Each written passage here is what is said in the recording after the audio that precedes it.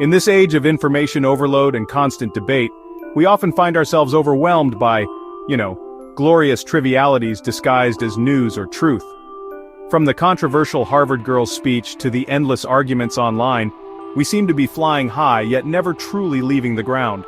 What we lack is not opinion, but perspective, not intelligence, but dimension. With Elon Musk's Mars plans and civilian space flights on the horizon, space tourism is quickly becoming a reality. But to leave Earth is not just a physical journey, it is a spiritual shift, a soul-level perspective upgrade. When you look back at Earth from orbit, a strange clarity sets in. As Laozi said, "Heaven and Earth are not benevolent, they treat all things as straw dogs." From this distance, national borders, fame, status, and petty grievances dissolve into insignificance. You finally understand why the sage is not sentimental, because true compassion requires stepping outside of individual ego. In that detachment, paradoxically, a deeper love is born. Where there is no favor, the greatest grace emerges. This is the love of the stars, cold in appearance, yet infinitely inclusive. Most travel we do is two-dimensional: mountains, rivers, sightseeing, food, and photos. It's kind of like an ant crawling around the base of the mountain. Only by leaving the Earth do we begin the true three-dimensional journey, what we might call cosmic pilgrimage. This is what it means to see the mountain as not the mountain. Looking at Earth from the outside, you no longer feel the need to compete, to compare, or to conquer. You realize we all share this one fragile, beautiful planet, a single breath in the vastness of space. This truly is the God's eye view, a release from the local into the universal, a shift from ego to essence, a seeing beyond time and tribe.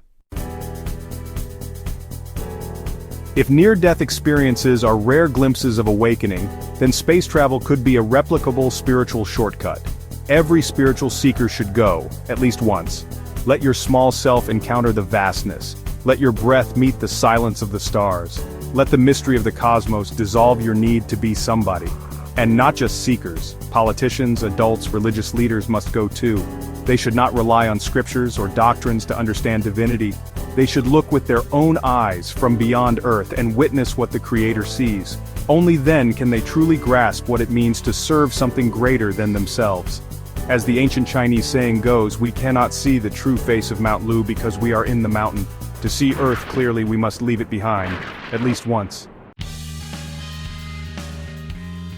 After returning from space, you are not the same. You are no longer just a worker, a parent, a citizen. You are a cosmic ambassador entrusted with meaning. Your second life doesn't begin in survival mode, but in awakened service. You live more gently, more joyfully, more purposefully. You begin to treat every interaction as sacred, every breath as borrowed. You no longer ask, "What can I become?" but "What can I do that serves life itself?" That is the true meaning of rebirth, or, in Laozi's words, returning to the innocence of the child. Laozi once said, "Those who are full of virtue are like newborns." Before we return to that childlike state, we must wean ourselves from power, control, ego, and security. Let go of dependence on external identity or gain. Only then can we drink the milk of the universe, the wisdom, the joy, and the connection that exists beyond all fear. Earth is our home, yes. But the stars are our source. One day may you look down at the Earth from the heavens. You will not hate, you will not fear, you will simply understand. Everything can be forgiven. Everything can begin again. May every soul take a journey into space and return with the God's eye view, to live again but wiser.